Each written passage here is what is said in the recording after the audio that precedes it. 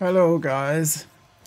Today I would like to demonstrate the installation of the C47 simulator, as it is called.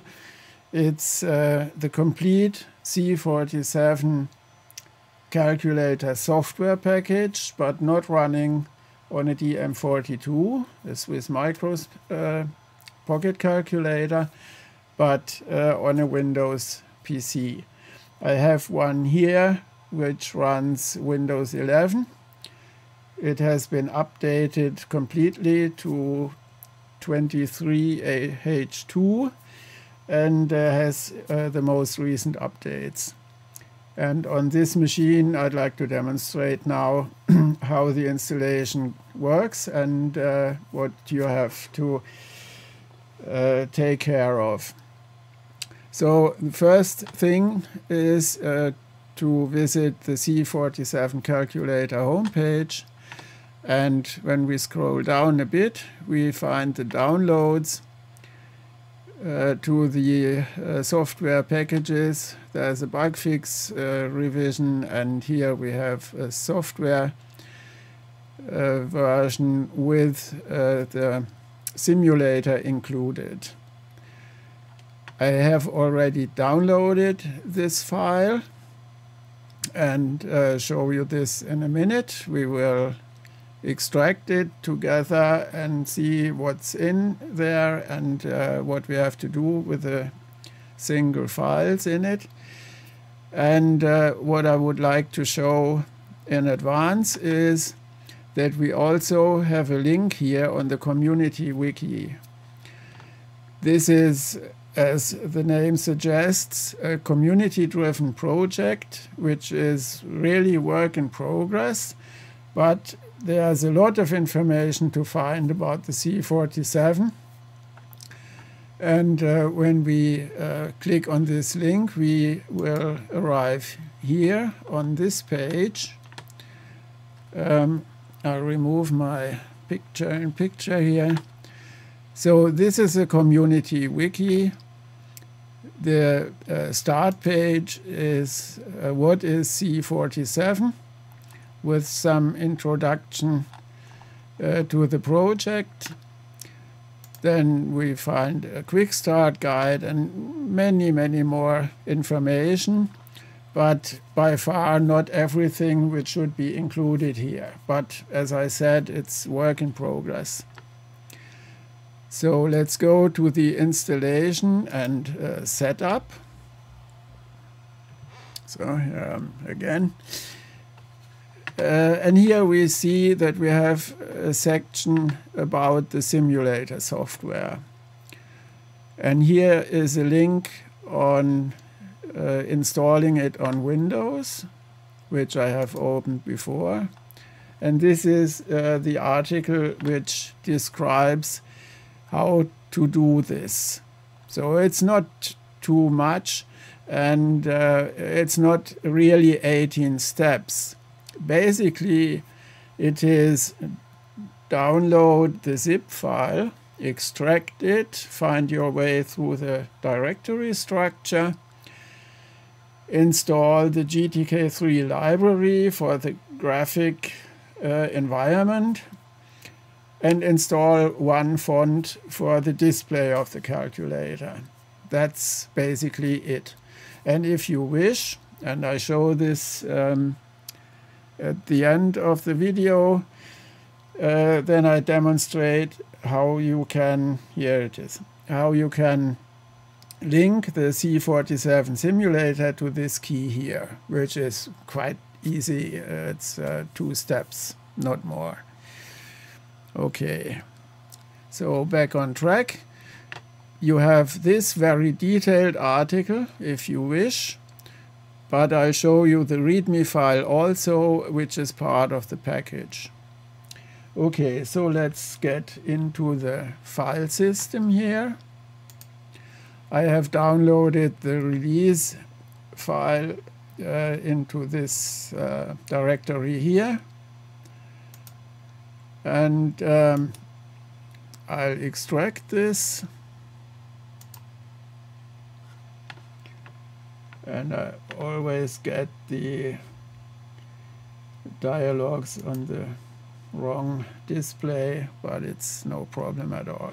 So okay, and here you see we have a new folder, and I delete the zip file because we don't need it anymore. Come on. What? Ah, okay, wasn't updated. Okay, we change into this directory. We leave Mac OS X besides, because I don't have one. I can't demonstrate it. I would like to do it, but I have no Mac at all. So, okay. So this is the Windows release. And we see that we have two different versions here, the stable one and an alpha version, and I go for the alpha version now. Then we have again two zip files. The first one is for the DM42, which we don't have a look at now. So remove this, and we extract this one here, which has our Windows installation files. I extract this and remove the zip file.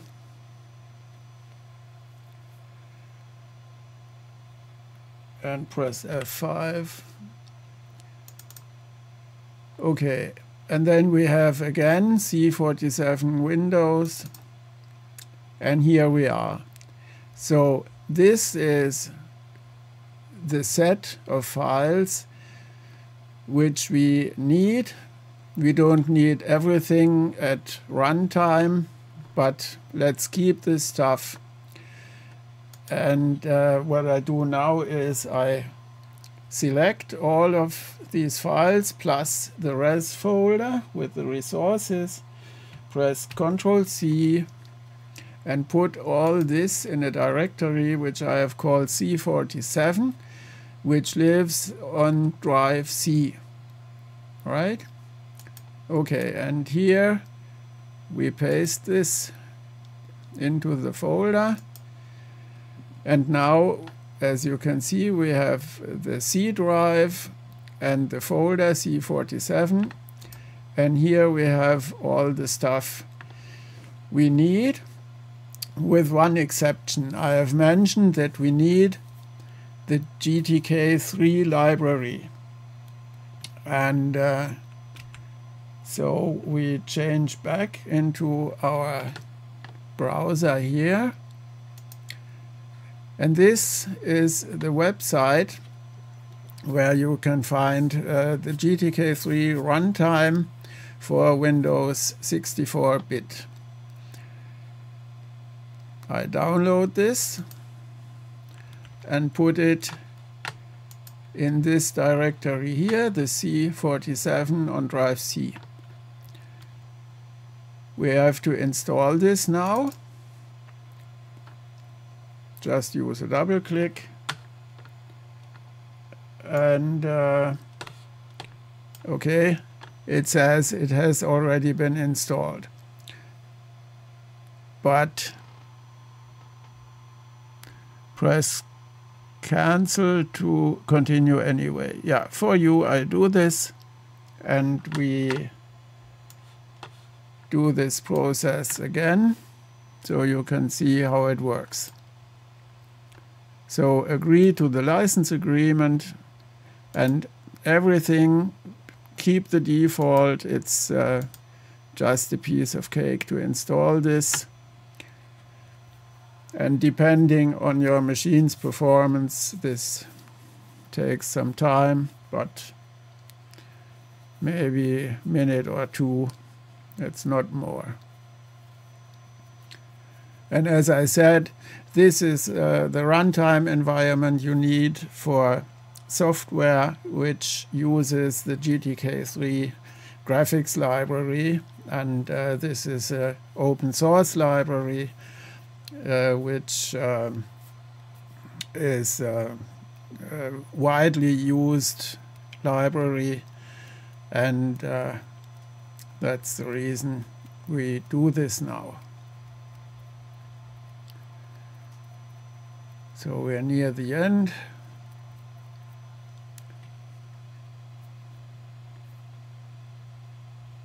Okay, next, and finish. Okay, this is the extra installation of GTK3, and what we need now as a second thing we have to do, we need this font here. It is a TrueType font, so just do a double click and press install. And since I've done this before, I get this warning here, but I say yes, and we have this available now on the system. And at this stage, these two short installations, you are ready to start the calculator. So let's do a double click here. You get this Windows protected your PC window, which is a bit of an annoyance, but it won't come up on further launches. So this is a one-time annoyance. And we opt for more information here and say run it anyway, please.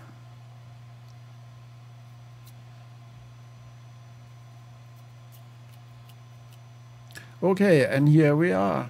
That's the C47 simulator. You can, of course, use the normal keyboard to enter your numbers and do your calculations. So I just enter this on the keyboard and do an addition. And the nice thing we have in addition is when you hover over the different keys here, you see that this mini window pops up, and this gives you the hint on which key has to be pressed on your keyboard in order to perform a key press on this key here. So for instance, let's enter 2. And we try to calculate the root of it. We press Q, right? And when I press Q now, I put the mouse away. And the Q is the same as to press this key with your mouse. So this is really quite handy and makes the use of this calculator very practical and usable. And now, for the end of the video, I show you what should be done to make use of our calculator key on the keyboard. We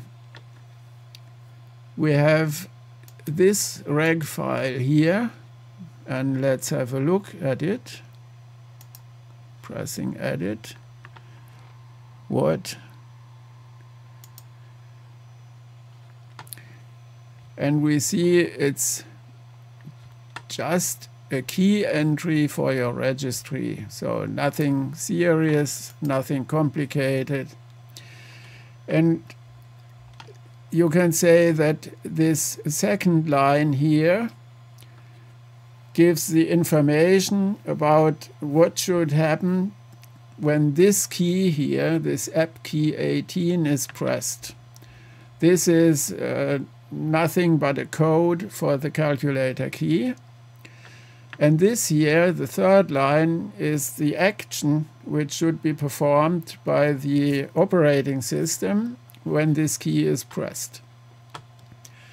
And we see that the path which is referred to is drive C, and the directory is C47.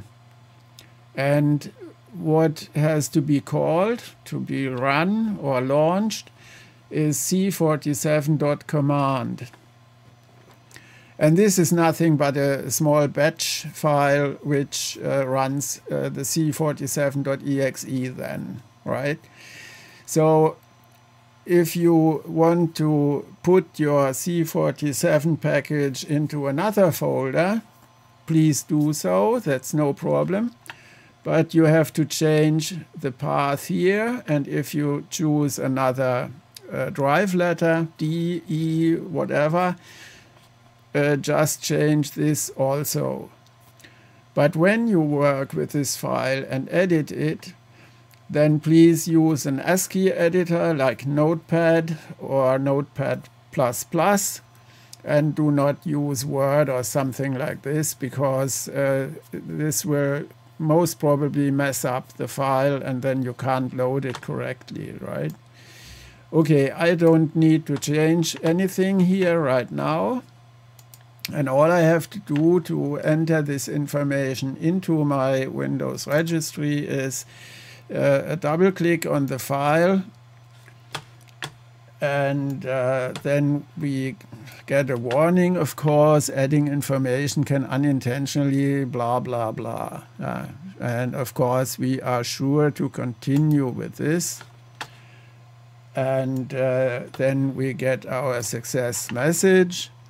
The keys and values contained have been successfully added to the registry, and that's what we want, right? Okay, and I'll try to demonstrate this now. Let's have a look whether this works or not. I don't know. We have the key here, and I press it. Yeah, and the calculator pops up on my primary screen, right? And here we have it. Just started using this calculator key. I close this thing, and again I press this key because it's fun. And again it starts on my primary display. But who cares? It works, right? Okay. Other way. So yeah, that's it, what I wanted to demonstrate. And I hope that you got some inspiration by this video to try out the C47. You don't need any money. You just need a bit of your time to do this installation, and then you have the possibility to learn about the C47, to test it, work with it, and you can really do everything here which you can on a DM42 installation. So you can make your decision whether you want to buy a Swiss Micros DM42 and put the C47 software on it. But you may come to the conclusion that this simulator is the thing you want. So, okay, it's up to you. And you have every information available on the web. I have showed you all the sources of information you can use, and so have success with your C47 installation and experience. Have a nice day. Thanks for watching, and bye bye.